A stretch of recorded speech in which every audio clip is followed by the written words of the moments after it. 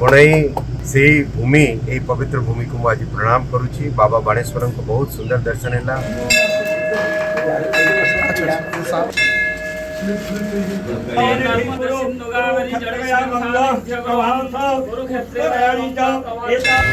सहित भेट है पुराना सांग जे पंकटी और ये गुरुंडिया पंकटी महलडिया ये पुराना पुराना जहाँ जगह जो जाते से समय से सब जगह मन पड़े।